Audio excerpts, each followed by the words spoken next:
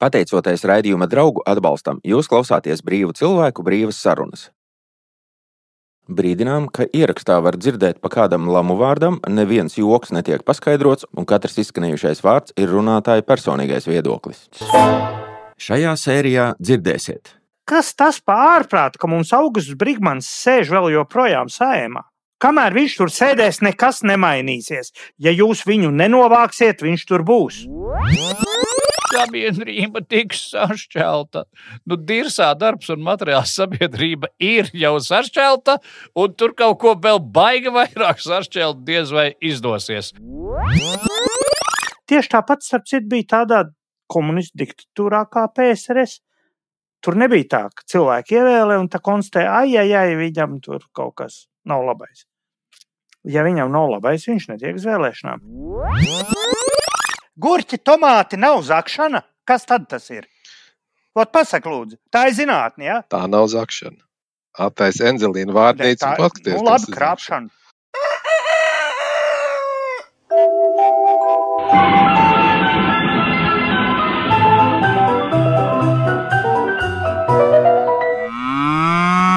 Jautājumi iz provinces, ja? Jā, jautājumi no provinces. Dzintris un Mārcis dzīvo laukos, bet nevar palikt vienaldzīgi pret valstī notiekošo. Sveiks Rīgā, Dzintri. Sveiks atkal. Sveiki. Prieks atkal redzēt. Es saprotu, tu pa ceļam uz lidostu esi ieradies un būsi novērojams šeit vēl pāris dienas, tā kā steidzam ierakstīt, kamēr tur vēl te esi. Jā, un tad samuldēt, un tad nebūs kādu laiku, ja tur kaut kādi kritiķi, tad tiem aizmirsīs jau. Bet Mārcis arī mums ir nevis pievienojies, bet sasniedzams. Sveiks, Mārcis, tu dzirdi mūs? Jā, sveiks. Ir.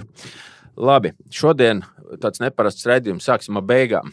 Mūsu klausītāji jau ir pieraduši pie tā, ka mūsu raidījums jau kādas 4 reizes beidzas ar jautājumus no provinces. Un nav tā, ka mēs uzdodam tik jautājumus, mēs šeit tad paši uz saviem jautājumiem meklējam atbildes. Un Dzintris... Paši uzdod jautājumus, paši atbild. Jā. Padomi laika radio tur kaut kā. Klausītāji mums neatbild, tad mums pašiem atliek Dzintri atgādina, par kuru jautājumu mēs runājam un kas bija. Par aizkavētajām Krievu pensionāru pensijām. Ir vai nav, un kad būs, un kad nākamā būs? Bija tāds jautājums. Tas bija pirmais mūsu jautājums no provinces. Laikam ļaudis uzskatījuši to par nenopietnu, bet īstenībā jau drusku nopietnības ir. Mēs patiešām to skaidrojām, un Sociālās apdrošināšanas aģentūra ir atsūtījusi atbildes. Šķiet, ka tas bija sen, bet drīz būs atkal nākamā tūra, līdz ar to jautājums ir aktuāls. 3. šī gada ceturksnī tika aizkavēta Krievijas pensiju izmaksa, jo vienkārši nesaņēma no Krievijas naudu, kas bija paredzēta pensiju izmaksai, pēc atkārtot vesels virkanas dažādām tur sarunām un atkārtotas naudas nosūtīšanas, tāda šīs 3. ceturkšņa pensijas federācijas pensionāriem tika ieskaitītas viņu banku kontos 5. un 6. oktobrī. Laimīgie pensionāri. Jā, 3,6 miljonu eiro tas ir, tas ir daudz. Tas laikam nav pa vienu mēnesi, ja viņam tur reiz... Par ceturksni tas ir, jā, par ceturksni pārskaipa, par ceturksni 3,6 miljonu eiro, un Krievijas banka, skaitot šo naudu eiro valūtā, izmanto kādu no Eiropas starpbankām. Un lūk, 3. ceturksnī tad īstenībā tāpat nav tā kā Krievu vaina. 3. ceturksnī starpbanka jeb arī ir, sankcijas ir Krievu pašu vainas dēļ. Starpbanka pēc ilgākas pārbaudes aizsūtīja naudu atpakaļ Krievijas kontā. Krievijas puse septembra beigās veica atkārtotu naudas pārskaitījumu, un tas tajā mūsu pensiju izmaksātāja kontā ienāca 3. oktobrī. Kas sedz izdevums, kas rodas veicot šo pārskaitījumu te Latvijā, to sedz Latvijas puse. Cik ir šīs izmaksas, tā kā viņi nezina. Tas esot jāvaicā valsts kasei. Es nezinu, cik tur tā komisija. Politisks jautājums tas ir, ka mēs apkalpojam un samaksājam, bet tādās naudiņās droši vien, ka tās nebūtu diži lielas summas. Kad būs nākamās izmaksas un vai ir riski ar naudas aizkavējumiem arī turpmāk? Tātad nākamā Krievu pensionāru naudas porcija ienāks novembrī. Novembris ir tagad, ko es arī atgādināju Sociālās apdrošināšanas aģentūrai, bet kā vecais Strombergs būtu teicis, tas ir man no kopmītņu laika tāda pusmītiska persona. Vēl nav, bet drīz vajag būt. Skaitot apmēram 20. datumos. Bet katrā ziņā, kā arī viņi te raksta, sakarā ar Eiropas Savienības noteiktajām banku sankcijām pret Krievijas Federāciju, risks par naudas aizkavējumiem joprojām pastāv. Nu, tad kalendārī ap 20. datumiem vajag skatīties. Es būšu tālu prom. Nu, mēģiniet bez manis iztikt. Skaitīs vai nē. Tas interesantākais droši vien ir, kāpēc par šo vai nu būtu jārunā, vai kāpēc tas ir svarīgi. Jo toreiz, kad tas jautājums bija aktuāls, ka tā nauda bija aizkavējusies, tā bija tāda baidīšana ar to, ka tagad maksāsim. Viņi nabadzīgi, vai nu mēs maksāsim, vai viņi nabadzīgi buntosies tur, jo viņi badā un tā visādi. Man drusku šķita, bet es parasti jau optimistiski domāju, ka viņiem drusītiņi tomēr tā kā bail, jo viņi diezgan steidzīgi skaitījuši ir otru reizi. Nu, tā pirmā reize gan ir laikam aizsūtīta uz Krieviju atpakaļ, nevis palikusi kaut kur Eiropā. Tas pirmais 3,6 miljonus. Redzi, Krievi dažreiz tā mēdz, tāds pofiks vienkārši. Nav, samaksājiet tur, mēs jums vēlāk. Tas tomēr nenotika. Iespējams, ka tās ir tur tai pusē bišķi tādas bailes. Bet varbūt tas kā parasti tas naivs.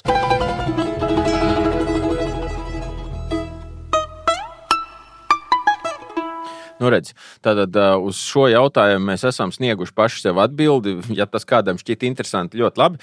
Bet mums tur bija vēl viens jautājums citu nedēļu. Bija par svecītēm un svecīšu spraušanu. Dzintris varētu atgādināt.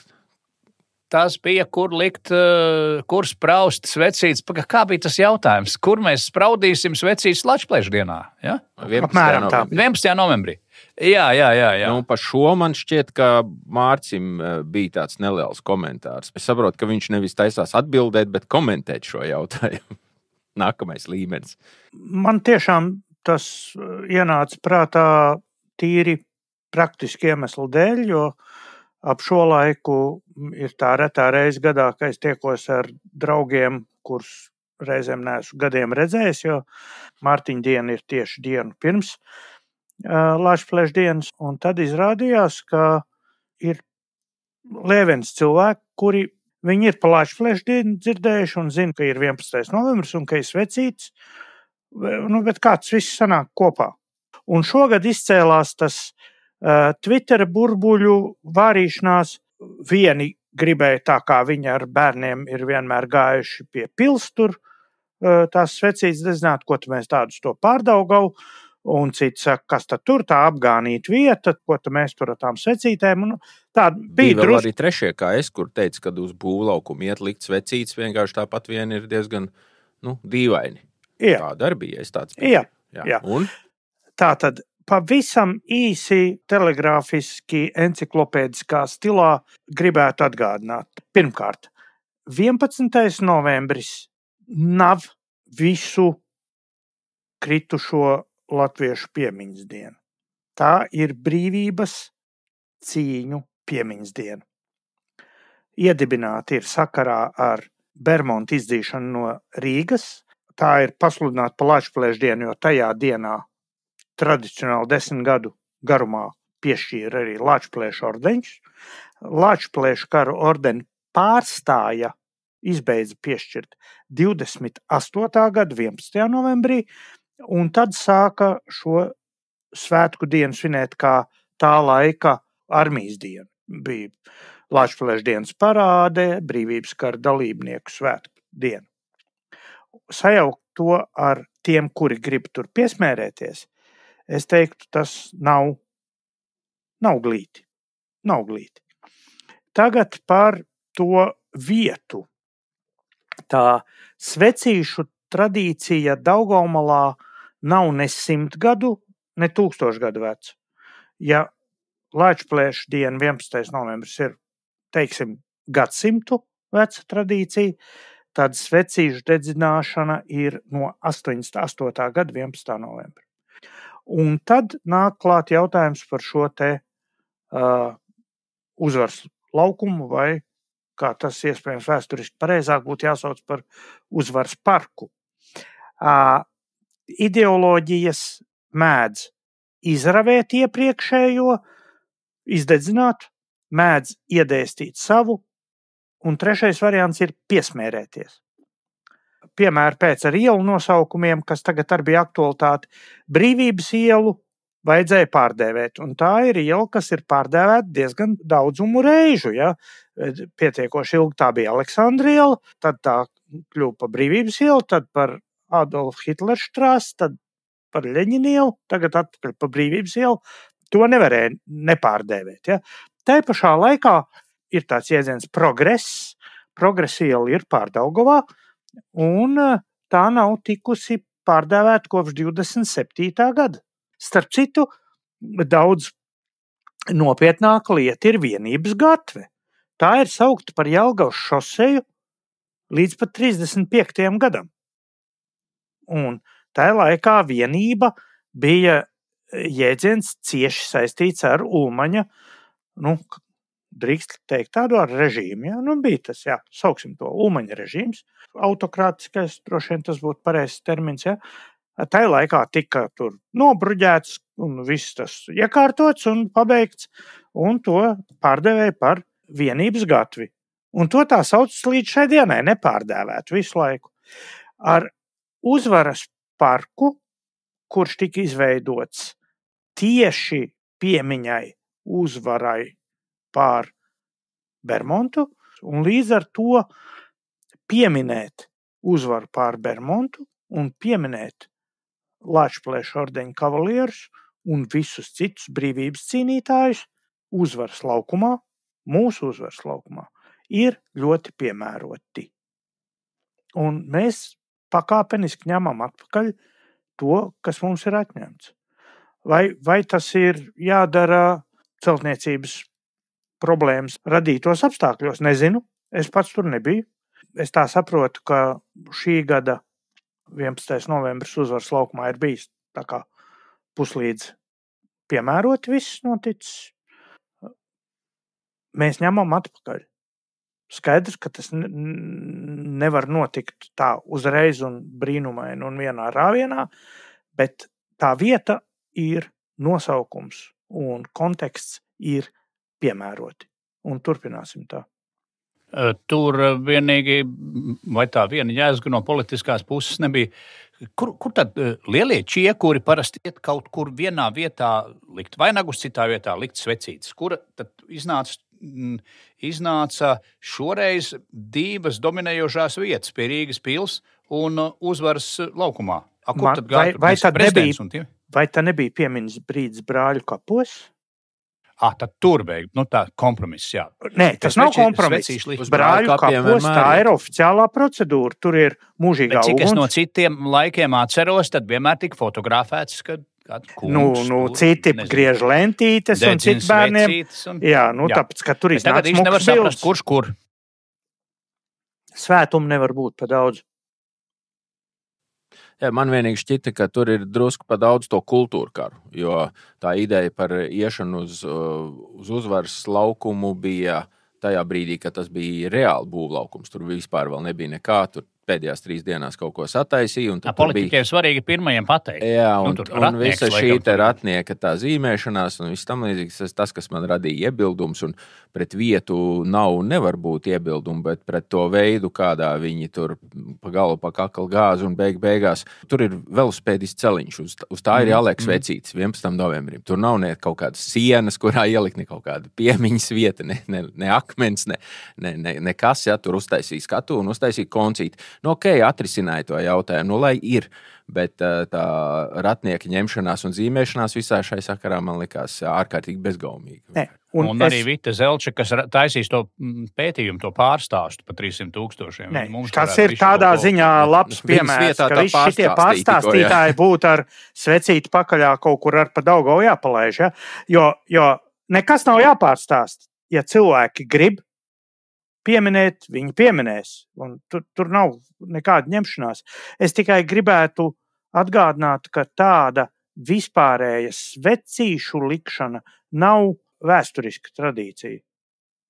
Tāda, ka sanāk kopā un liek svecītes, tas ir 88. un vēlāk gadi. Tā laika. Un vēlākos gados vēl radās tā tradīcija, kas ir vēl jaunāka svecīte likt savus mājas logā. Tas vispār tā tieši ir vēsturiskā. Sveci ielikt logā. Man šķiet, atceros to, kā apmēram ap to pašu laiku, kad mēs sākām lentītes otrādi ar kājām gaisā valkāt pie apģērba un visādas tādas lietas. Visi tie kultūra kari, visi mums varbūt ir sajukuši tādā kaudzītē. Pļauniekos, tad man un pat bērni to ir iegaumējuši, ka mēs, kad tika skatīts, kur tēk logās vecītes, tad tur dzīvo latvieši. Jā, bet kurā gadā tas bija? Jā, bet tas ir 88. 80. gadu beigas, 90. sākums. Jā, tieši tā. Okay. Bet tā kopumā pieminēšana ir burtiski no 20. gada, un no 28. gada tā ir ar militāru parādi bijusi. Ja? Tā kā tradīcijas attīstās, un šī varētu būt ļoti piemērota tumša rudens laika tradīcija, kurā tā virzība uz atmiņu un pašrefleksiju ir īsti vietā. Es tomēr palieku skeptisks par tām divām svecīšu vietām. Nē, es domāju, tās svecītes... Latvietim vajag galveno vietu. Tam es gan nepiekrītu. Tā ir tīra krievu loģika, ka ir galvenā egli. Un galvenā egli Maskavā, nē, brālīši, galvenā egli ir tā, kur ir mana ģimene. Un jā, nevis kaut kur Maskavā, Doma laukumā, pretī Rīgas rātē vai kaut kur vēl dirsā. Galvenā vieta ir tā, kur es pieminu, kur es svētu. No mājās? Piemēram, un tad galvenā vieta ir savs mājas logā. Tieši tā. Kam nav savu māju, tie mēs par to mēs varam vienoties, kas pret sveci savas mājas logā 11. novembrī mums nevienam nav iebildumi par pārējām lietām. Katram varbūt šķiet nedaudz savādāk. Nedaudz piemērotāk vai mazāk piemērot, vai ne? Svarīga ir pieminēšana. Svarīga ir pieminēšana. Studentu rotas varoņdarba pieminēšana. Vēl viena lieta, kas nav tā, kā izskatās, un kur arī visādi labi mērķi ar varbūt netik labiem, un visādi politiķi maisās pa priekšu un traucē saskatīt aiz mežiem koki, ir šobrīd notiekošā parakstu kampaņa. Tad jūs zināt, par kuriem parakstiem ir runa, par Saeimas atlaišanu. Un tā ņemšanās ir tik liela, ka nerunāt par to var, bet mēs esam tā kā vienojušies šoreiz vēl izrunāt, un tad to jautājumu likt mierā cerībā, ka var uz kādiem mēnešiem nolikt. Bet tas, ko vēl pirms to jautājumu nolikt šķūnītī vai pircaukšā, lai viņš nostāvās, tas jautājums, kādi pāris komentāri varbūt Dzintri tev bija, ko piebilst par dažiem aspektiem šīs situācijas vai šī notikuma. Tajā parakstu vākšanā, bet šajā, jo parakstu vākšanas ir, starp citu, arī pašlaik notiek kādas 4, mīļie draugi, es tā paskatījos, šī ir viena no tām, un vēl ir 2 Eiropas pilsoņu iniciatīvas. Viena ir par nodokli bagātniekiem, un otra par zirgu kaušanas aizliekšanu. No tām visām mēs dzirdam tikai vienu, jo Šlesera kungs ir tiešām lielisks marketinga džeks. Viņš varētu pārdot pēdējo sūdu, ne tikai šo balsošanu. Un varbūt tur ir divpusēji griezīgs asmenis. No vienas puses entuziasti un fani diezgan aktīvi parakstās. Tagad varētu būt kaut kādi 20,000 apmēram šie paraksti. Šobrīd, kad klausāties, visticamāk jau tuvu 30,000. Jā, un tad vienu brīdi būs pļurk. Tā kaut kā, tur vajadzētu tur gan darēt to pētījumu, kā tas grafiks tur tā kā attīstās. Kaut kā visu laiku apmēram apritē ir 4, 5, 3. Viņas gadu ilgs lielākoties, tad viena beidzas, drīz vien sākas cita, bet tā tas visu laiku iet. Vismaz, ko es te pēdējos gados 3, 4, kas ir notikuši, ko es te izrāvu, ka vismazākais parakstu skaits bija 276, to 154,000 vietā. Tas bija, tā laikam bija tā jaunā saskaņa. Tas ir tas pats, kas stabilitāte, vai tā jaunā saskaņa? Tā jaunā saskaņa. Viņam galīgi tur. Viņi bija sākuši vākt parakstus, lai 9. māju noteikti par svinamo dienu 4. māja vietā. Nekā tur Krievijas uzvaru, bet kā Eiropas dienu vai kaut ko tādu. Tur bija 276 cilvēki parakstījušies, baigais vāks. 54,000 ir bijuši par vienu no, jau var teikt, daudzajām Saeimas atsaukšanas iniciatīvām 19. un 20. gadā tas gāja 54. Nu, tā laikam man izskatījās, ka tā lielākā, bet līdz tiem 154 ir tālu. Šobrīd ar to Šlesera ņemšanos un viņa kaut kādu citu tur vēl entuziastu, pagaidām izskatās, ka šī parakstu vākšana aizies tajā garākajā topa galā. Bet 150 diez vai sasniegs. Tad ir vēl 2 veidi ņaudēšanas, ko es varu piezīmēt ēterā. Viena ir, ka tie, kas ir tā kā oponenti šai parakstu vākšanai, ņaut pa 2 lietām. Viens, ka sabiedrība tiks sašķelta. Dirsā darbs un materiāls sabiedrība ir jau sašķelta, un tur kaut ko vēl baigi vairāk sašķelt diez vai izdosies. Tas ir tāds, baigais politiķu klišejiskais lozungs un viss. Un otrs, protams, ir, ka cik daudz naudiņas tur aiziet. Naudiņas tā. Vispirms, kungi, jūs jau esat ļoti politiski advancēti. Jūs zināt, vai paša CVK budžets ir virs vai zem miljona? Drīzāk zem, ne? Mārci? Es domāju, drusciņ virs. Tomēr Jurim taisnība. Tur apmēram tāpat ir 968 766 eiro šī gada budžets. Tas liecina par šīs organizācijas finansiālā aspektu. Tātad CVK, atgādināsim, CVK ir tā organizācija, kas vāc, kas fiziski organizē vēlēšanas un dažādu veidu nobalsošanas un citas tās lielās viņiem aktivitātes. Viņiem tie savāktie paraksti ir jāpieglabā neatkarīgi no savākšanas metodas. Protams, bet par pašu vākšanu, protams, tiek maksāts atsevišķi. Es nezinu, cik ir par šo. Bet kurš maksā? Valsts maksā no neparedzētajiem līdzekļiem. Vai tas, kas tagad notiek, maksās to miljonu vai tas pēc tam? Labi. Jā, apmēram miljons. Te es skatos, tagad īsti nesaku, cik maksās. Tas miljons, tas ir uz cik savāktiem parakstiem? Jau savākt 150 000? Ne, uz notikumu. Tas ir vienu arī savākt. Tagad, ja beigsies pie 30 000 vienalga, tas maksās miljonu? Jo viņiem ir jāsataisa 296 parakstu vākšanas vietas, neatkarīgi no tā, cik ir. Es varu kļūdīties pat dažādās reizēs, acīm redzot, mazliet dažāds parakstu vākšanas vietu daudzums, bet viens es paņēmu 22. gada aprīlī, tur bija grozījums par likumu postām. Atceraties tādu, piedodiet, sūdu, kurš var savāc kaut kādu mazumiņu. Tur bija norganizētas 296 parakstu vākšanas vietas, no tām ārvalstīs 31, uz dažām neaizgāja neviens. Spānijā aizgāja 2, Vācijā laikam 3, tādā nožēlojamā garā, bet tuvu 300 vietu ar cilvēkiem, kas tur strādā noteiktu darba laiku, kuri to, protams, nedara revolucionārās sirdsapziņas dēļ.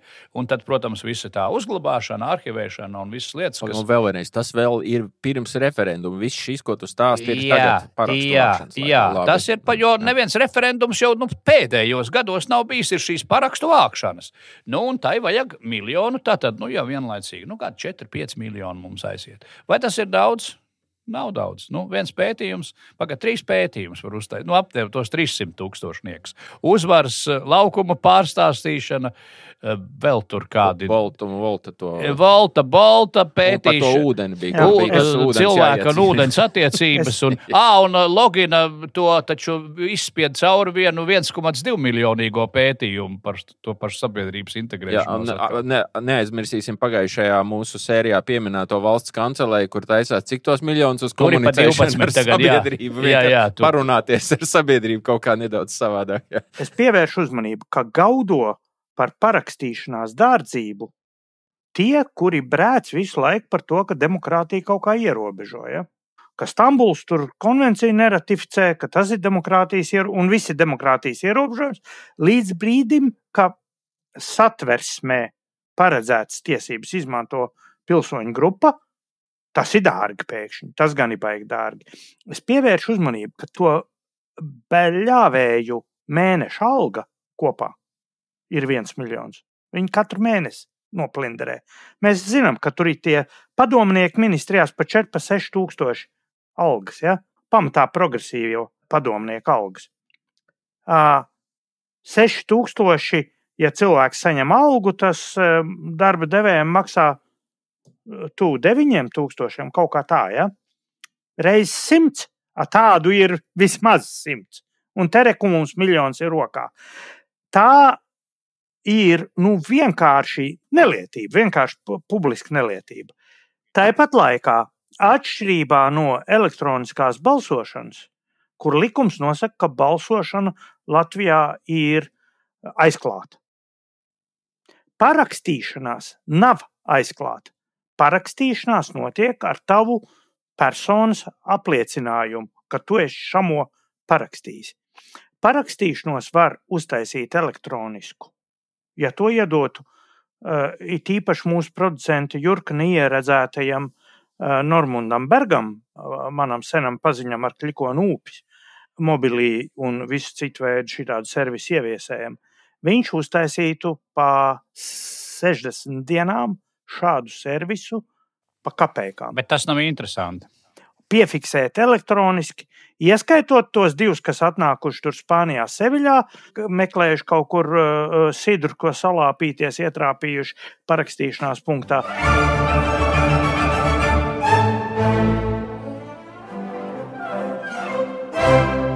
Mūsu satversme ir rakstīta pēc labākiem 19. gadsimta paraugiem, tur ir novecošanās elementi.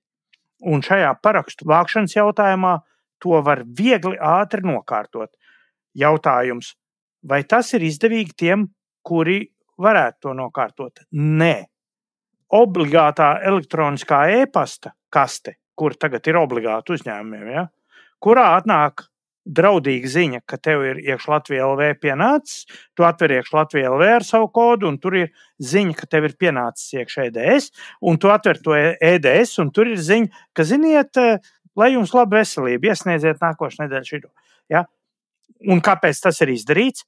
Lai tie programmētāji, kuri uzspieda uz šo te elektronisko obligāto e-pastu kasti, varētu savus tur 5, 7 vai cik tur miljonus izplinderēt pilnīgi nevajadzīgam servisam.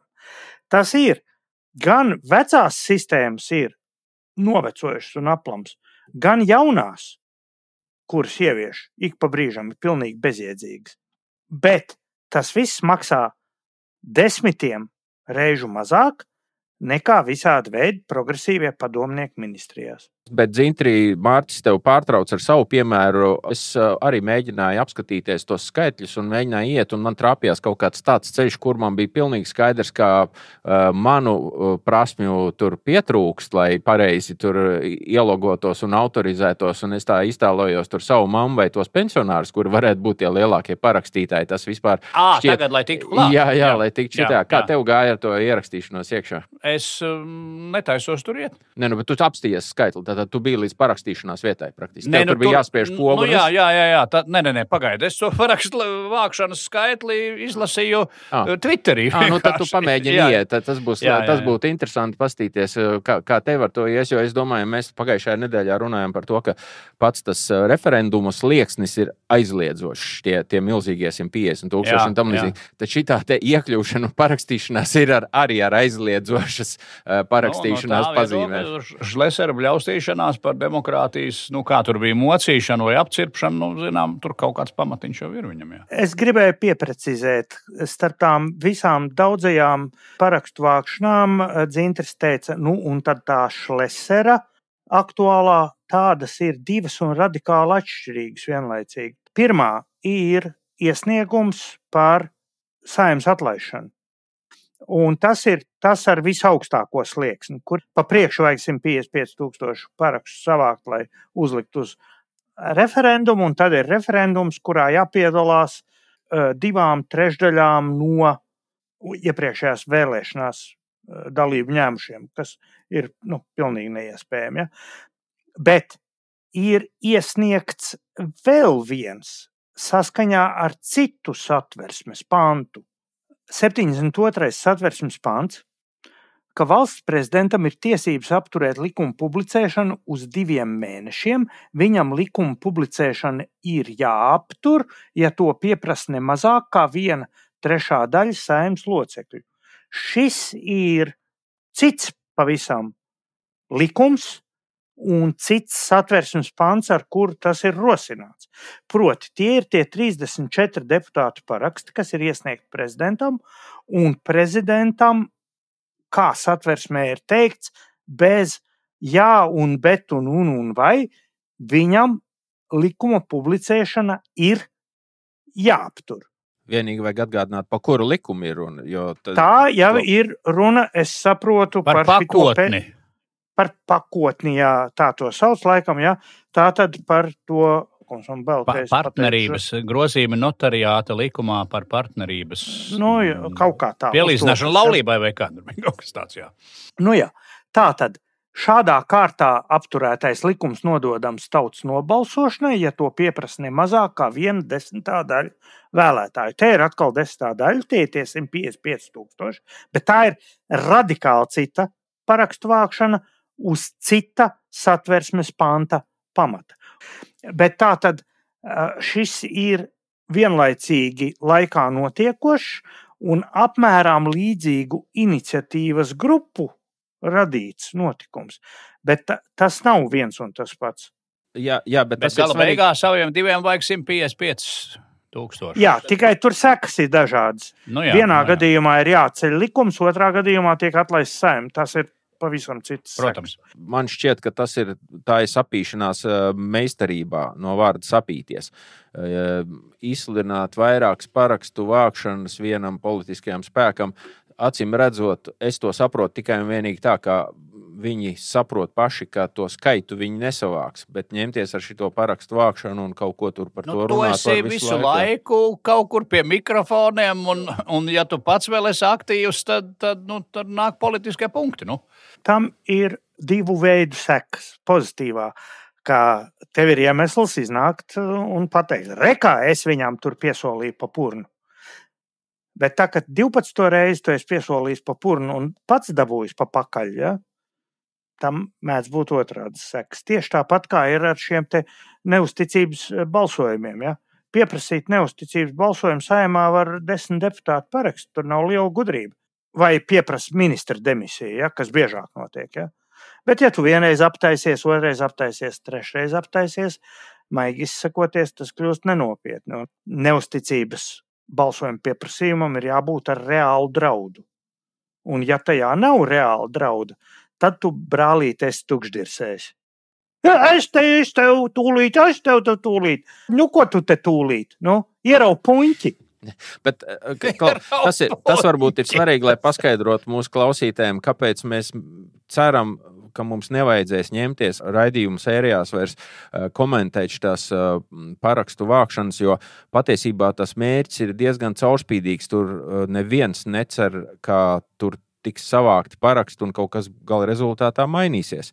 Tas ir tāds politiskais process, kurā mēs vienkārši nevēlamies piedalīties kā tā procesā apžļemmātāji vai komentētāji. Jā, process ir diezgan forši iesaiņots, jo tu redzi pašlaik skaitļi. Tad, kad mūsu raidījums skan, vēl ir šādai parakstu vākšanai diezgan tādi cienījami. Man arī pašam personīgi nav nekāda iebilduma pret parakstu vākšanu. Es esmu par to, lai savāc 149,000 parakstu, lai visi nobīstās un lai tas kaut ko maina vidē. Jā, diemžēl, tā kā tik liels šaubas. Tas ir 49,000. Jā, un te ir vietā pārdomāt par visas šīs, ka šī kārtība iespējams ir jāpārdomā, bet te ir atkal svarīgs punkts. Lai grozītu satversmi, ir vajadzīga atkal bieži vien vajadzīga tautas nobalsošana, ja? Lai tur virkni pantu mainītu, kas ir uzskaitīts šeit 77. pantā, kurus tur var mainīt tikai tur un tā. Ja? Tātad Latvijas Republikas satversme ir savā ziņā diezgan unikāla. Vairumā demokrātisko valšķu varas avots ir pats parlaments, tad Latvijā varas avots ir tieši tauta. Tas ir mūsu satversmē ierakstīts. Un tādēļ šai tautas nobalsošanai ir vieta satversmē, kuru pakāpeniski šķiet ir panošķaidīta, pāršķaidīta un pakāpeniski no Šlesera un kompānijas degradēta. Tieši tāpat kā mums ir jāsakopj atpakaļ uzvaras plaukums, tieši tāpat kā mums ir jāsakopj virkne citu lietu, iespējams mums ir jāsakopj mūsu demokrātiskās procedūras, lai tās atbilstu satversmes garam, ka jā, varas nesējs Latvijas Republikā ir Latvijas tauta, bet spēlēties ar šiem te instrumentiem nedrīkst. Tieši tas pats, starp citu, arī izskatās, ka būtu ar pašu šo te Latvijas Republikas Saeimu, ja to atlaistu procedūras ietvaros, šīs te ierosinātās parakstu vākšanas un tā tālāk, mēs dabūtu ļoti līdzīgu Saimu pašreizējai, tikai ar lielāku Šlesera un Rosļikova deputātu skaitu, plus iespējams pienākt klāt vēl saskaņa līdz nagiem. Viņi varētu būt, ka to 5% barjeru varētu izmocīt šobrīd. Tas ir tas, kāpēc es esmu pret tīri tādu racionālu iemeslu dēļ, ka tie, kas domā, ka šo Saimu tādu strauji atlaižot, viņi dabūs labāku Saimu, cilvēki mīļie, padzeriet ūdentiņu. Es šo jautājumu gribēju uzdot, varbūt tā kā nevis no sevis, bet es esmu dzirdējis šo jautājumu publiski, un es vispirms gribu pajautāt Dzintrim. Tātad, ja mēs rīkojamies pēc Mārča loģikas racionālās, šo nav jēga atlaist, jo nākamā noteikti būs sliktāk, varbūt būs, varbūt nebūs, bet ja mēs gaidām nākamo, tad uzzināt, vai tā nebūs sliktāka, vai varbūt būs labāka, mēs varam pēc 4 gadiem, Dzintri, tu esi, piemēram, gatavs gaidīt 4 gadus. Pēc 3. No 3 tagad. Nē. Runa par pašvaldības vai? Nē, par Saeimas. Es izstāstīšu, kāpēc 4. Tāpēc, ka mēs tā uzzinām, ne jau mēs vēlēšanu naktī uzzināsim, vai tā nākamā valdība vai Saeima ir laba. To mēs redzēsim gadu pēc tam, ka viņi būs nostrādājuši. Tātad 4 gadus mēs gaidīsim, lai saprastu, vai šobrīd mēs nesteidzamies. Tu pārstāv pašlaik bremzēto publikas daļu. Jā, es pajautāju cilvēku vietā. Nu, ko tu, Dzintri, domāji? Paga. Man tas bija tik traks penters, ka man nepielēca. Par ko vēl vienreiz? Vai tu esi gatavs gaidīt 4 gadus? Nē. Tad vajag atlaist. Neviens viņš neatlaidīs. Kādas muļķības? Nav tam resursa. Es domāju, ja mēs runājam par Saimas atlaišanu vai neatlaišanu, par Reizekni, kamēr Mārcis runāja, man nāca prātā tā fantāzija, ka viņi varētu nenākt uz darbu, pļēgurot, visu, ko tur nedarīt, neko. Viņus vienkārši būtu spiesti atlaist. Un tur tā situācija pašvaldību līmenī gan varētu būt citādāk. Labi, bet par Reizekni viss ir skaidrs. Viņi mēģina izdarīt to pašu, ko ir izdarījusi. Es vienkārši nedomāju par Saimas atlaišanas notikumu. Jo es esmu stingri pārliecināts, ka šāda notikuma nebūs. Nav jēgas sevi aprūpināt. Es tomēr brīnos, kas tev šķiet, ka tajā brīdī, kā apstiprināja iepriekšējo Krišāņa Kariņa valdību, nebija skaidrs, ka viss ir dirsā? Labi, 3 gadi, nevis 4. Tas, ko tur maina. Jā, bet ko darīt tiem cilvēkiem, kur nevar vairs izturēt? Viņi varbūt nav tur paši leseri vai kaut tam līdzīgi. Viņi tur ņemās, viņi tiešām pārdzīvo no sirds. Viņi emocionāli var viņus saprast. Nav jēgas. Es nezinu, jāstrādā kaut kādas lietas. Man ir pat grūti. Es nezinu, ko viņi lai dara. Ja ir vāji cilvēki, lai dzerās nost. Bet uz ko mēs varam cerēt šos 3 gadus? Nē. Tad mēs varam cerēt uz nākamo vēlēšanu. Pēc 4 gadiem redzēsim, vai tās cerības bija ok. Tas, kas ir jādara tiem cilvēkiem, kuri grib kaut ko valstī mainīt, ir pirmais beigt murgot. Ka es te kaut ko parakstīšu, es te kaut kur brīnum tableti apēdīšu, es čemtrēlus aizliekšu un te kaut kas notiks. Staigāšu drātēt savus deputātus, būt politiski aktīviem. Būt kaut vai sabiedriski aktīviem, piedalīties visās sabiedriskajās apspriešanās, kas var attiekties uz tavu dzīvi, neklusēt par latviešu valodas diskrimināciju. Okay, bet no šī viedokļa, vai tad tā parakstīšanās kā tāda manifestācija tad neierakstās šajā tavā? Daudz nīkāk. Varbūt tas ir viens no elementiem, bet praktiskās sekas tur nav, jo tur nav tiešas iedarbības uz pastāvošo varu. Ir katru dienu jāčakarē pastāvošā vara, ir jādraudzējas ar saviem dombiedriem, ir jāpulcējas pa vakariem, jātais talkas un jāatrod jauni līderi. Ir jāmaina nost veci. Kas tas pa ārprātu, ka mums Augusts Brigmans sēž vēl joprojām Saeimā? Kamēr viņš tur sēdēs, nekas nemainīsies. Ja jūs viņu nenovāksiet, viņš tur būs. Kompartijas šefs. Brigmans. Un meklēt sev netīkamo politiķu vārgās vietas. Atceries, man baigi patika Šlesera šī, kā viņi tur sauc, buldozers, lokomotīvu un kas tur, viņš tiešām arī manifestē šo nobalsošanu un tur kaut kādas balss caur viņa aktivitātēm nāk, bet cik viņš bija kluss un bikls tajā brīdī, ka viņam kāds uzprasīja, kas tur pa problēmām ar to Liepājas autobusu parku. Es nebiju tik idiotiski un analfabētiski atbildes dzirdējis. Autobus neejot, tāpēc, ka cilvēks slimojot. Meklēt cilvēkiem tās vājās vietas. Tur es neredzēju šo spožo enerģijas pārsūknēto Šleseru kungu. Tad drīzāk tas ir tā, ka ja prezidents ir, un viņš tiešām tā kā ir arī tur koķetējā tautu un tā, es nesaku, ka viņš kaut ko atlaidīs, bet prezidenta iespējas, pilnvaras, instrumenti mudināt Saeimas atlaišanu ir tomēr daudz rezonējošāk un iedarbīgāki. Nē, viņi ir primitīvāk. Primitīvāk viņi tā arī. Primitīvāk, jā. Prezidents var atlaist bez visas šī pie vienkārši vairākuma. Ja? Jautājums ir, kāpēc prezidentam būtu jāatlaiž Saeima, kas viņu ir ievēlējis. Palīdzēsim prezidentam atrast atbildes uz šo jautājumu. Jā, viņš var dabūt sev tikai naidīgāku Saeimu tagad. Kas viņš pats sev ienaidnieks? Labi, vai mēs varam savilkt kopā kā rezumējumu no šīs tēmas noformulē, Mārcis, varbūt kāpēc par to nevajag mums ņemties? Tā vairs nebūs politikas aktualitāte. Tai visticamāk nebūs nekādu praktisku seku ne Latvijas biznesā, ne sabiedrībā, ne politikā. Un tēma, kā vispār pilnveidot tautas gribas izpausmi un novērst tās ģeķības, kas ir pašreizējā mehānismā, šobrīd ir pārāk strateģisks jautājums, lai mūsu raidījums pie tā pieķertos. Der? Ok. Par prezidenta iniciatīvām, kuras jau ir notikušas, mēs parunāsim pēc īsa brīža. Tad ar šo mēs ejam tālāk. 234 77 667 brīvais telefons mūsu studijā.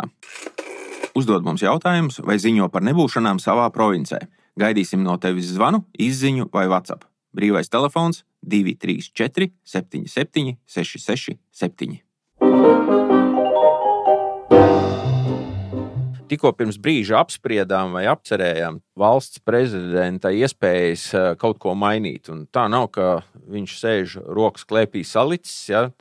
Gar Saeimas atlaišanu viņš tā kā negrābstās, bet viena iniciatīva te pagājušā nedēļā parādījās, un varbūt Dzintrīdi pastāstīja, kas tas bija par priekšlikumu un kādas ir pirmās domas par to. Man liekas, ka vēl kaut kādas iniciatīvas ir bijušas, bet, labi, es netēlošu gudro, es tāds vienkārši esmu, bet attiecībā par to, par ko ir satraukušies arī Kuivižu pieveikali politbiroja locekļi, jo vai tik viņiem arī kāds neprasīs kaut kādu pielaidi noslēpumiem un visam kam, jo, garām iet Tallinas šosei, par kuru šad tad brauc arī militārais transports, un viņi to redz un var skaitīt, vai kaut kā tur, tā kā, līdz ar to kaut kādas pielaides asni tur ir. Vēl jau vairāk tādēļ, ka prezidenta iniciatīva ir aptuveni tāda, Rinkevičs drīzumā Saeimā iesniegs tātad jaunu iniciatīvu, kas paredzēs pašvaldību vadītājiem, vietniekiem un izpildu direktoriem iegūt pielaidi valsts noslēpumam. Vai tas ir forši, vai tas nav forši? Es arī pie Kuiviža veikala aprunājos ar cilvēkiem, kas tur vairāk tā kā tā lietā zina, un tad tā viena no problēmām jau uzreiz ir. Cik tālu ir nepieciešama pielaide valsts noslēpumam, jo pašvaldības uzdevums, kuru apraksta arī Rinkevičs, viens no tādiem ir tāds civilās aizsardzības plāns, ko darīs pašvaldība, iestāsies sūdi, kas notiks ar bērniem, kas notiks ar skolām, ūdeni, tualeti, un tur veselu virkni gluži tādu vienkārši ikdienā svarīgu lietu. Varbūt vajag pateikt, ka tā kā vārdā netiek saukts, bet tur ir runa par lieliem sūdiem. Tas ir burtiski par karu. Ja? Jā, viņš tā kā netiek nosaukts vārdā. Bet ārkārtas stāvoklis visā valstī, iespējams, kā arī tāds varētu būt, vai arī karš, tieši tā. Lūk, pašvaldībai būtu kaut kādā veidā jāorganizē dzīve, kā to darīt, tā kā ir paredzēts civilās aizsardzības plāns. Tātad šie uzdevumi tiek atspoguļoti civilās aizsardzības plānā un tie regulāri tiek testēti mācībās. Ir aizdomas, ka tāda regulāra testēšana mācībās notiek tikai uz papīra. Vai arī mācības ir dziļi teorētiskas, kurš ies, kurš sēdēs un vispār. Kāds konsultants to ir sarakstījis uz papīra, kuram, starp citu, arī nav pielaidis valsts noslēpumam. Šādu praktisku treniņu veči ir iestājies karš.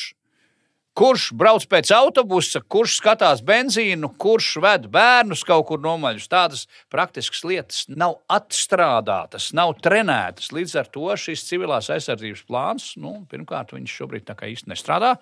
Es pat uzdrošinātos teikt lielākajā pašvaldību daļā, un tie cilvēki, kas ņemas ar šo plānu, tad it kā paliek ārpus tā valsts noslēpuma. Tad jau pielaide ir vajadzīga ļoti daudziem cilvēkiem, gal galā arī šoferim. Viņam jāzina, kur braukt un tā tālāk un tā joprojām. Un tad ir, piemēram, arī tāds, ka prezidents stāsta, ka atbilstoši likumam viens no civilās aizsardzības sistēmas uzdevumiem ir atbalstīt valsts aizsardzības sistēmu, ja notic iebrukums vai sācies karš. Tas ir, es domāju, kas ir viņam tas, vai tur nevajag pielaidi pārbaudīt tam konsultantam, kas viņam visu šito te ir stāstījis. Jo īstenībā jau ir tā, ka tas civilo uzdevums galvenais būtu karavīriem netraucēt. Nevis bāzties ar kaut kādu palīdzību. Civilajai sabiedrībai ir citi mērķi, patiešām aizvest kaut kādā drošā vietā bērnus, nodrošināt infrastruktūru un tā tālāk. Līdz ar to ņemšanās ap to, ka atbalstīs vai palīdzēs armijai kaut ko, tas ir tāds no gaisa grābts vispārēja rakstura idioma, varētu teikt. Un es brīnos, kā Rinkevičam viņa, kas tur tie padomdevēji tādu kaut ko ir devuši, vēl prezidents runājis par to, ka pašvaldībām būtu vajadzīga arī pieeja valsts noslēpumam, sajaucot to ar militārajiem noslēpumiem. Kā lai saka, nekāda pielaida valsts noslēpumam nav tas pats, kas pielaida militārajiem noslēpumiem, par ko praktiski runā Rinkevičs. Tas ir drusku citas lietas, bet tas ir baigi sarežģīti. Man šķiet, ka te ir tas atklātais mērķis ir tā, ka šādā veidā varētu dabūt nost kaut kādus nevēlams novadu vai pašvaldību vadītājus. Piemēram, Elksniņu. Var sakot, tu domā, ka šīs iniciatīvas mērķis, diemžēl, nav civilās aizsardzības sūtēšana? Mazāk. Lai prezidents kā tur tomēr izliktos par tādu ļoti tautisku cilvēku un tā, bet šī metode ir tā, ka visi ir nelieši, un tad ar, sacīsim, šo pārbaužu sistēmu tu atsijā, kuri tomēr ir labie.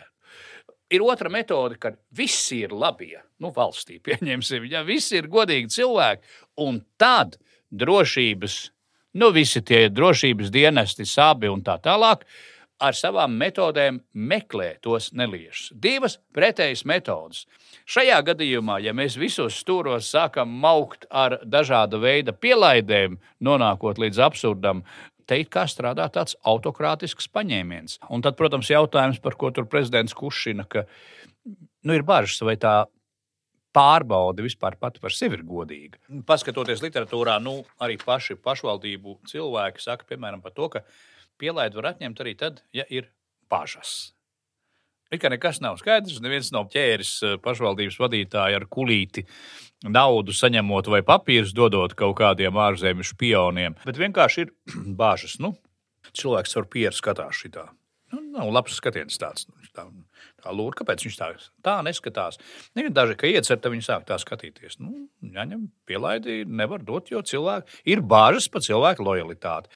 Man šķiet, ka tur droši vien ir kaut kādi labi mērķi, bet viens no tiem ir, manuprāt, tas, ka tikt galā ar nelojāliem cilvēkiem šādā veidā uz bāžu pamata.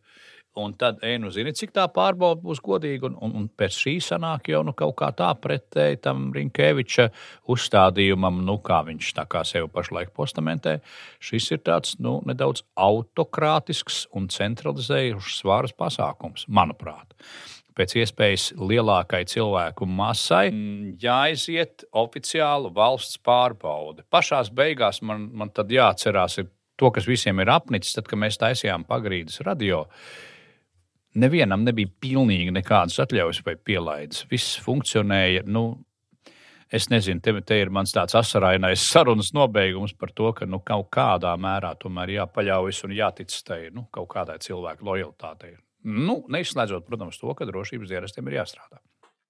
Par pielaižu slēpto domu Dzintris nevainojami precīzi izstāstīja, ka kārtējo reizi tiek taisīts kaut kāds sarežģīts domgājums, lai tiktu galā ar elksniņu, kas ir nožēlojami tādā ziņā. Es pievēršu uzmanību skaitļiem vienkārši. Latvijā ir 43 pašvaldības šobrīd. Katrā 3 amatpersonas, par kurām šobrīd tajā iniciatīvā ir runa. Un bieži vien vienas kadences laikā vairāk kārt mainās turp apakaļ pozīcija ar opozīciju. Tā kā kopā apmēram 6 uz pašvaldību būtu vajadzīgs, kas 6x43, tie, kas nav bijuši pakļauti mūsdienu skolu reformai, zinās, ka tas tā kā pār pa 250 cilvēki. Valdībā mums ir parasti kādi 15 ministri, plus mīnus. Valdības ministru pārbaudes SAB pabeidz reizēm ap to laiku, ka valdība jau demisionēja. SAB ir zinām pazīstams slaistu un impotentu kantoris, bet viņi arī to neslēpj. Ja? Viņi iedod to pielaidi ministriem, ņem nost, atgādināšu, relatīvi nesen, 20. gadā. Ekonomikas ministram Ralfam Nemiro no KPLV ir anulēta pielaide valsts noslēpumiem, paziņojas Krišjāns Kariņš. Mani šorīt SAB informēja, ka ekonomikas ministrs ir anulēta. Iemesli man nav zināmi Kariņam, kuram pašam pielaide tā kā būtu. Ja? Tiku informēts, ka man nav tiesību zināt iemeslus. Tātad ne tikai mums, stulbajiem vēlētājiem, bet pat pārgudriem Kariņam nav tiesību zināt iemeslu, kāpēc SAB izmet no valdības ministru, par kuru ir balsojuši zināms 1000 skaits cilvēku. Ja? Es nesaku, ka es esmu KPLV fans, maigi izsakoties, un tāds Nemiro manās acīs bijis nebijis. Bet princips raksturo to, ka starp 15 ministriem SAB aizņem mēnešiem ilgu laiku noskaidrot, kuram ir pielaidi, kuram nav pielaidi, atcerieties ar Baibu Broku, kā bija. Vai ar valsts kancelējas direktori Dreimani, kurai 14 gadu bija bijusi visaugstākā līmeņa pielaidi. Un tad, kad viņi vieglītiņām, ne tā kā mēs šeit, bet vieglītiņām pakritizēja SAB, tā viņi pēkšņi vairs bija nedrīgi viņai valsts augstākajam ierēdnim atņēma pielaidi bez kāda paskaidrojuma, bez jebkā vienkārši nostur visu un cauri. Un tagad šajā sistēmā grib ielikt vēl viens 250 cilvēkus no pašvaldībām.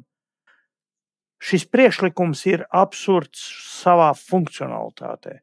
Par saturu. Ir tāda diktatūra kā Irāna, kas ir klerikāla diktatūra, un tajā arī ir sistēma. Tur ir pielaižu sistēma, ja tu gribi piedalīties vēlēšanās, un tur ir konkurējošas vēlēšanas uz prezidenta amatu reāli.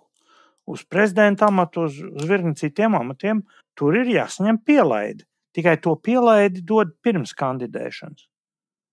Tu izēji caur to, tur kaut kādu ajotalu padomu, kur nav slepeni, kurā starp citu arī ir vēlēti tie ajatolas, kas dod tos pielaidus arī vēlēt.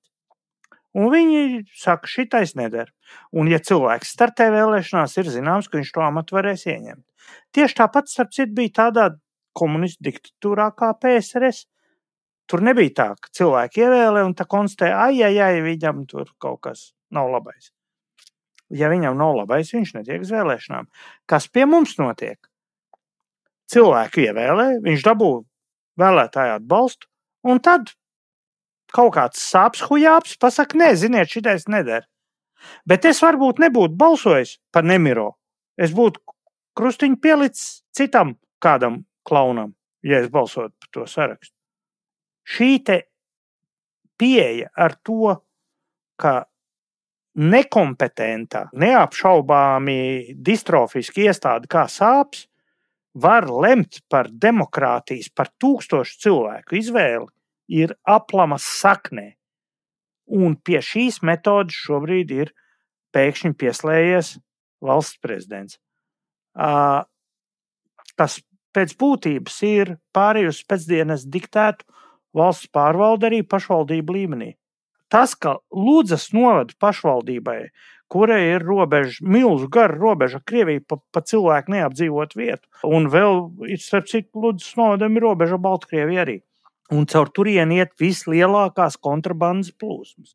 Tas Ludzas novadā skaidrs, ka ir jābūt pastiprinātai drošības iestāžu interesē, jā. Bet uz šī te paša pamata viņi var atcelt arī Siguldas mēru, piemēram. Par ko? Kāpēc?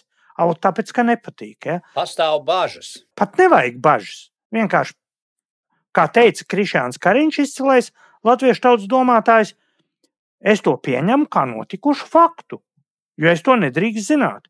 Premjers nedrīkst zināt, kādēļ no viņa valdības izviebi ministru. Tas ir absurds. Tā nav demokrātija. Īsti diktatūra tā nav, jo diktatūras realizēšanai ir vajadzīgs diktators. Sāb nav diktatores, sāb ir mačalkas, slapis kaut kādas un viegli smirdīgas. Bet tās var kļūt par diktatūru, ja šādu sistēmu turpina vairot. Tas, ka ir papildus drošības apsvērumi, it īpaši pierobežas novados. Jā, tā ir taisnība. Šādā veidā nekādā gadījumā. Šeit mēs runājam par to vienu problēmas aspektu, un šī problēma varbūt nemaz neparādīsies. Varbūt Rinkevičs kungs pārdomās vai izstāstīs, ka ne tā ir saprasts un ka tās pielaides ir apmēram tādas kā medniekiem, ja, ka jāaiziet tur kaut kāda medicīnas komisija un viss ir kārtībā, un tā nemaz nebija domāts. Bet otrs svarīgākais, manuprāt, daudz svarīgākais aspekts paliek šo te civilās aizsardzības plānu neesamību un negatavība, kas patiesībā ir ārkārtīgi bīstama, kas mums maksās simtus un tūkstošus dzīvju.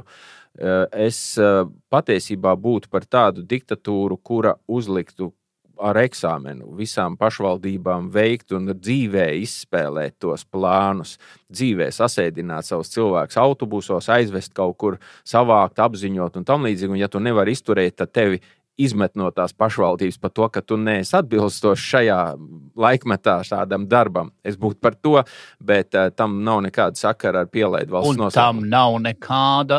Ir vēl viens aspekts. Es tagad nostājos to pašvaldībnieku pusē. Tam jau vajag piķi, lai tu norealizētu civilās aizsardzības mācību praktisku teātri. Tad tev vajag nopirkt benzīnu, tev vajag šoferim pateikt, labi, ka nebūvējiet peldbaseinus, nopērciet benzīnu, tai degvielai un ģeneratoriem. Tas ir paredzēts tikai peldbaseinam. Tevi izdrāzīs valsts kontroli kā mazo ezīti. Droši vien. Un tā ir lielākā problēma, ka mēs šo te ārkārtīgi vieglprātīgo attieksmi pret civilās aizsardzības sistēmas neesamību, ja te tagad kaut ko runā par kaut kādām patversmēm un kaut ko tur tam līdzīgi, tas viss ir ļoti labi, ka runā, bet mēs esam faktiski bez tās sistēmas, tas ir drauds milzīgi. Jā, un šis ir ļoti raksturīgs šai te pārvaldes domāšanai, ka mēs reālu civilās aizsardzības sistēmu, reālu iedzīvotāju aizsardzību aizstājam ar sāba izziņām. Jo pielaide, nepielaide pati par sevi šit. Tas, kas varētu risināt, vienkārši to sābu vienkārši likvidēt. Ja? Ar to vajadzētu sākt.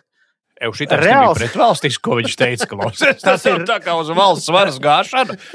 Nē, tas ir parazītu kantoris, un tas virzītos uz valsts varas stiprināšanu. Urā! Jā, vārdu sakot, šī gan ir lieta civilās aizsardzības plāns, ja vien būtu mums ar ko runāt un kā runāt, mēs droši vien šo neliktu mierā un atgādinātu un darītu, ko vien var no savas puses, lai kaut ko reālu un tiešām efektīvu veicināt vai aicināt veicināt šajā virzienā? Nē, Jurgs, es gribētu atgādināt mūsu parasto kārtību. Ja kāds jūtas smagi aizskarts un nepamatot no tā, kas šai raidījumā ir teikts, laipnu lūgtumu studijā aizstāvēt savu pozīciju, aplamāt mūs, bez kādas cenzūras tiks ielikts raidījumā, vai ne? Ja kāds no sāba grib nākt un aizstāvēt savu pozīciju, gaida ar maisu. Jā, tādā ziņā mēs nekādus žogus ap saviem bērnu dārziem netaisam te. Cita lieta, tur gan varētu kāds par tiem civilās aizsardzības plāniem atnākt pateikt, kas nav sāpes, bet kaut vai no pašvaldību puses. Nu, tad notiek vai nenotiek? Vai pastāstīt, kur notiek, jo viņi... Es pie Koiviša veikala arī starp citu painteresēšos, tad kaut kas ir vai nav. Nē, un valsts prezidents, ja jūtas aizskarts no mūsu kritikas, arī nokārtosim kaut kā, vai ne? Man šķiet, ka mēs jau tur kaut kā pa burzu esam lūguši tur caur Twitter, bet tas laikam izvērtēt iespēju. Ja, varbūt, ka mums nav pielaidis, lai mēs kādu ielūgtu. Labi, ejam tālāk. Atgādinām, ka raidījums var skanēt tikai un vienīgi pateicoties klausītāju atbalstam. Ja arī tu gribi palīdzēt mums turpināt atklāt neiedzības, skaidrot piņķerīgus jautājumus un saukt lietas īstajos vārdos, tad ziedo Latviešu podcastu atbalstam. Ziedojuma lādīti atradīs tepat zemāk šīs sērijas aprakstā. Pateicoties tev, brīvu cilvēku brīvas sarunas turpinās skanēt. Un vēl viena lieta, ko mēs neesam aizmirsuši, lai kā tas arī varbūt no malas izklausītos vai izskatītos, ir tas, ka mēs jau sen solījām vēl vienu speciālo izlaidumu. Tā bija mūsu visu 3 saruna ar tajā brīdī internetā mums klātesošu kungu, mums jau pazīstamo Jāni Ikstenu, un saruna bija par... Mārcis, kā tu varētu pateikt, par ko bija saruna varbūt? Kā to lai noformulētu? Par zinātnes finansējuma spožumu un postu. Jo tajā brīdī bija vēl diezgan karsta tēma, tie Bolta pētījumi. Un šajā raidījumā pieminētais uzvaras parka pārstāstīšanas stāsts par 300 vai cik tur tūkstošiem. Un mēs drusciņ papresējām profesoru zinātņu doktoru Jāni Ikstenu, kurš, kā zināms, ir ļoti principiāls un ilgstošs zinātnes finansējuma uzturēšanas un palielināšanas aizstāvis, un mēs viņu tur pavilkām drusku uz zoba, un tā rezultātā es pieņemu, ka radās pagaršs ieraksts. Dzintri, kā tu atceries to mūsu sarunu? Vai tu atceries to sarunu? Es atceros, ka mēs netikām tur ne no vietas. Jā. Man radās tāds iespējas. Iespējams, ka kā zinātnē tuvāk stāvoši cilvēki tur atrada kaut kādas lietas, kur pieķerties, bet man likās, ka mēs bijām korekti, bet katrs savās pozīcijās, gan doktors Ikstens, gan mēs no otras puses. Un es neredzēju tur kaut kādas baigos kopsaucējus un tādus kritērijus, pēc kuriem zinātnē to finansējumu varētu tā skaisti un caurspīdīgi piešķirt bez lielām un liekām kaislībām. Man palika iespējas, ka pagaidām tur stāv uz vietas. Bet klausās, kas tur būs. Nolēma, cik zinātniekiem dot naudu ne par ko, un ja viņi ir īsti zinātnieki, viņi jau nesēdēs mājās. Viņi kaut ko staigās apkārt un intervēs. Bet Jānis jau tikko to izstāstīja. Jānis piedāvāja to, ka tā zinātne ir jāfinansē savādāk. Tiem cilvēkiem viņi ir mazāk jābūt, bet viņiem jābūt par normālu naudu un jāstrādā, nav jāuztraucās rakstīt kaut kādas sūdu projektus, lai izdzīvot.